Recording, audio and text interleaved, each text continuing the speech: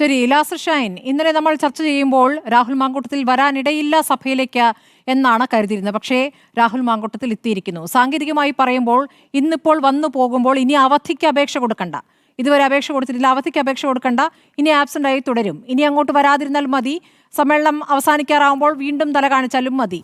അപ്പോൾ വന്നിരിക്കുന്നു, വരവറിയിച്ചിരിക്കുന്നു. ഇതാരോടുള്ള വെല്ലുവിളിയായിട്ടാണ് അങ്ങേക്ക് തോന്നുന്നത്?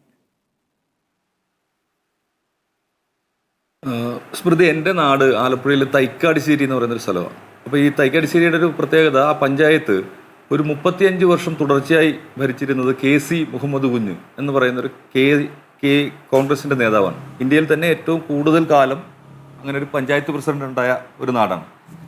ആ KC മുഹമ്മദ് കുഞ്ഞായിരുന്നു എൻ്റെ വാർഡിൻ്റെ മെമ്പർ.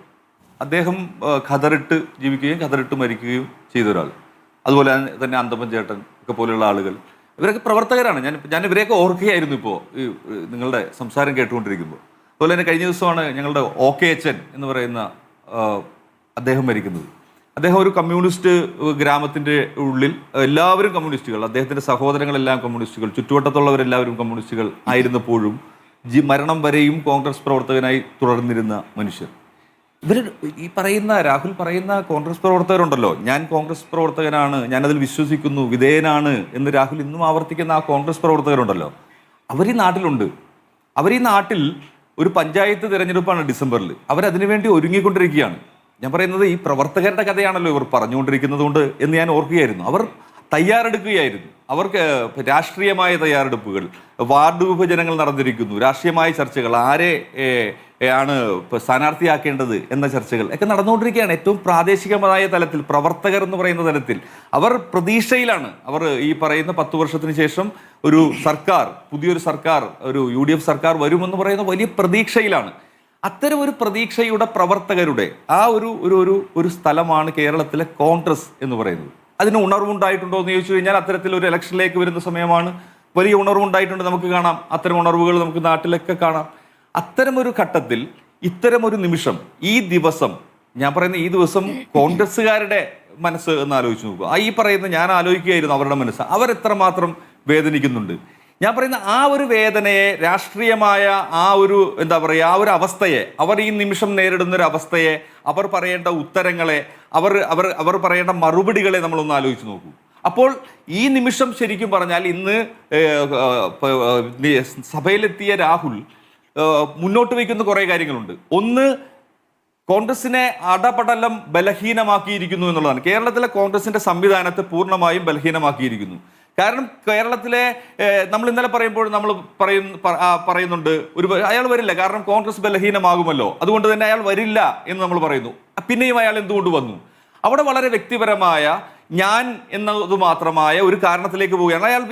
എല്ലാവരും പറയുന്ന പോലെ, എനിക്ക് തോന്നുന്നു ശ്രീകുമാർ സാറൊക്കെ പറയുന്ന പോലെ, അദ്ദേഹം കോൺഗ്രസിന് വേണ്ടിയാണ് സംസാരിക്കുന്നതെങ്കിൽ അദ്ദേഹം അത്രയും വേദനിച്ചുകൊണ്ടായിരിക്കാം അദ്ദേഹം ഇത് പറയുന്നത്, കോൺഗ്രസിന് വേണ്ടി സംസാരിക്കുന്ന ഒരാളെന്നുള്ള നിലയ്ക്ക്. അപ്പോൾ ഞാൻ പറയാം, അത്രമാത്രം ബലഹീനമാക്കിയിരിക്കുന്ന ഈ നിമിഷം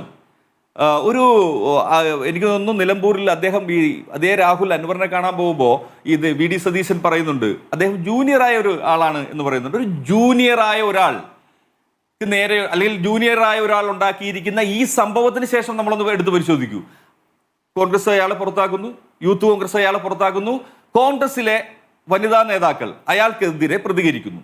ആ വനിതാ നേതാക്കളെ മുഴുവൻ സൈബർ ആക്രമണം നടത്തുന്നു. മുരളീധരൻ അടക്കമുള്ള നേതാക്കൾ പറയുന്നുണ്ട്, ഉമാ മാഡത്തേക്ക് പോലുള്ള ആളുകൾക്ക് നേരെയുള്ള സൈബർ ആക്രമണത്തെ, മുഴുവൻ ആളുകൾക്ക് നേരെയും സൈബർ ആക്രമണം നടക്കുന്നു. നോക്കൂ, കേരളത്തിന്റെ പ്രതിപക്ഷ നേതാവ് ഹൈക്കമാൻഡിന് പരാതി കൊടുത്തിരിക്കുകയല്ലേ, എന്നല്ലേ ഇന്നത്തെ വാർത്ത. ഞാൻ ആക്രമിക്കപ്പെടുന്നു, ഞാൻ സൈബർ ആക്രമണത്തിന് വിധേയമായിക്കൊണ്ടിരിക്കുന്നു എന്നാണ് പറയുന്നത്. ഇവിടെ കേവലം സ്വതന്ത്രനായ ഒരു വ്യക്തി മാത്രമല്ല രാഹുൽ എന്നും, രാഹുൽ ഒരു പാരലായിട്ടുള്ള സംവിധാനം ആയി മാറിയിരിക്കുന്നുവെന്നും, ആ പാരലായിട്ടുള്ള സംവിധാനം കേരളത്തിലെ ഒരു പ്രധാനപ്പെട്ട രാഷ്ട്രീയ പാർട്ടിയെ വെല്ലുവിളിക്കുന്നുവെന്നും, ആ വെല്ലുവിളിയുടെ നമ്മൾ വീണ്ടും പരിശോധിക്കേണ്ടി വരുമല്ലോ. അപ്പൊ എങ്ങനെയാണ് ഒരു ജൂനിയർ ആയിട്ടുള്ള ഒരാൾക്ക് ഇങ്ങനെ വെല്ലുവിളിക്കാൻ പറ്റുക? ഇവരുടെയൊക്കെ കഴുത്തിൽ, നേതാക്കന്മാരുടെ കഴുത്തിൽ എന്തെല്ലാമോ ഒക്കെയോ തരത്തിലുള്ള കത്തി വെച്ചിരിക്കുന്നു, അവരെ നിശബ്ദമാക്കിയിരിക്കുന്നല്ലോ, അല്ലെങ്കിൽ അവരെ കൊണ്ട് അനുകൂലമായി സംസാരിപ്പിക്കുന്നു. അത്തരത്തിലുള്ള കോൺഗ്രസിനെ നമ്മൾ ഇന്ന് കാണുകയാണ്. ഞാൻ പറയുന്നത്, നമ്മൾ ഒരു കേരളത്തിന്റെ ഒരു ജനത എന്നുള്ള നിലയിൽ ഭരണപക്ഷം പോലെ, നമ്മൾ ഇന്നലെയും പറയുന്നുണ്ട്, ഭരണപക്ഷം പോലെ തന്നെ സുപ്രധാനമാണ് പ്രതിപക്ഷവും.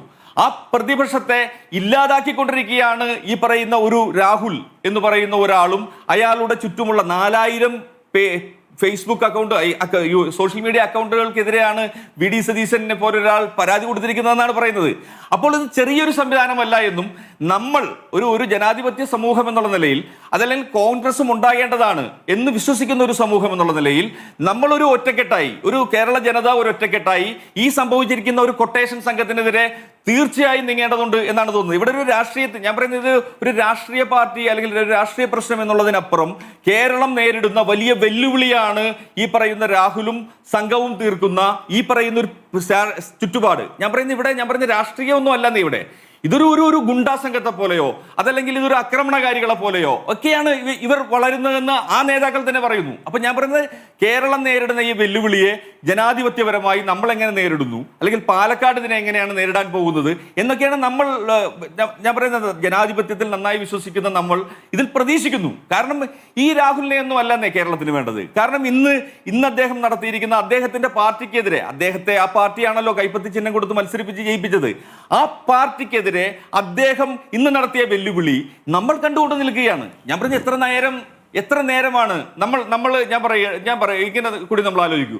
ഒരു സർക്കാർ വരണമെന്ന് തീരുമാനിക്കുന്നത്, ഒരു സ്ഥലത്ത് ഒരു ജനം ഒരു സ്ഥലത്ത് എന്താ പറയുക ഒരു MLA ജയിക്കണം എന്ന് തീരുമാനിക്കുന്നത് ഈ പാർട്ടി അനുകൂലികളായിട്ടുള്ള അല്ലെങ്കിൽ പാർട്ടി വിശ്വാസികളായിട്ടുള്ള ആളുകൾ മാത്രമല്ല, വളരെ വ്യക്തമായി ഒരു നിഷ്പക്ഷമായിട്ടുള്ള ഒരു വോട്ടിന്റെ ഒരു സംവിധാനം ഉണ്ടല്ലോ കേരളത്തിൽ. അവർ ഒരു പാർട്ടിയിലും പ്രവർത്തിക്കുന്നൊന്നും ഇല്ലെന്നേ. അവരുടെ മുന്നിൽ നിങ്ങൾ എന്ത് തരത്തിലുള്ള വെല്ലുവിളിയാണ് മിസ്റ്റർ രാഹുൽ നിങ്ങൾ നടത്തുന്നത്? ഇതൊരു ചോദ്യമാണ്. രാഹുൽ നടത്തുന്ന വെല്ലുവിളി കേവലം കോൺഗ്രസിന് നേരെയോ കേവലം ഭരണപക്ഷത്തിന് നേരെയൊന്നുമല്ല, കേരളത്തിന് നേരെയാണ്, കേരളത്തിലെ ജനത്തിന് നേരെയാണ്, കേരളത്തിലെ സ്ത്രീകൾക്ക് നേരെയാണ് എന്നുള്ളത് ഉറപ്പല്ലേ? അപ്പോ ആ വെല്ലുവിളിയെ നേരിടാനുള്ള കെൽപ്പ് കേരളത്തിനുണ്ട്. ഞാൻ പറയുന്നത് ആ കെൽപ്പ് തെളിയിക്കപ്പെടും എന്ന് തന്നെയാണ് നമ്മൾ ഇന്ന് മനസ്സിലാക്കേണ്ടത്. രാഹുലിന് തെളിയിക്കാൻ അവസരമുണ്ട്. രാഹുലിന് വേണമെങ്കിൽ ഇപ്പോൾ പൊതുജന മധ്യത്തിൽ തന്നെ പ്രതികരിക്കാമായിരുന്നു. കാരണം ഇന്ന് മാധ്യമങ്ങൾ ചോദിക്കുമ്പോൾ, പ്രത്യേകിച്ച് ഞങ്ങളുടെ പ്രതിനിധി ആവർത്തിച്ച് ചോദിക്കുന്നുണ്ട്, അത് രാഹുലിന്റെ ശബ്ദമല്ലേ, അല്ലെങ്കിൽ ഇപ്പോൾ പറയൂ എന്ന്. പക്ഷേ ഒരു ഘട്ടത്തിൽ പോലും രാഹുൽ അത് നിഷേധിക്കുന്നില്ല. അത് തന്റെ ശബ്ദമല്ല എന്ന് രാഹുൽ പറയുന്നില്ല. രാഹുലിന് വേണമെങ്കിൽ ഈ യുവതികൾക്കെതിരെ മുഴുവൻ മാനനഷ്ട കേസ് കൊടുക്കാം. അങ്ങനെയുള്ള നടപടികളിലേക്കും രാഹുൽ മാങ്കൂട്ടത്തിൽ പോകുന്നില്ല. അപ്പോൾ അപ്പുറത്തെ ശബ്ദം തൻ്റേതാണ് എന്ന് രാഹുൽ പറയാതെ പറയുന്നു എന്നൊരു യാഥാർത്ഥ്യം കൂടി അവിടെ നിൽക്കുകയാണ്. അപ്പോൾ അന്വേഷിക്കട്ടെ. ഇവിടെ ഇപ്പോൾ ഏറ്റവും പ്രധാനപ്പെട്ട അന്വേഷണ ഏജൻസിയാണല്ലോ ക്രൈംബ്രാഞ്ച്.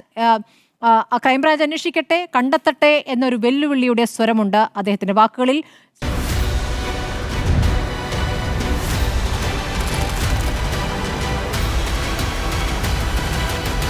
ഡിബേറ്റ് വിത്ത് സ്മൃതി പരുത്തിക്കാട്.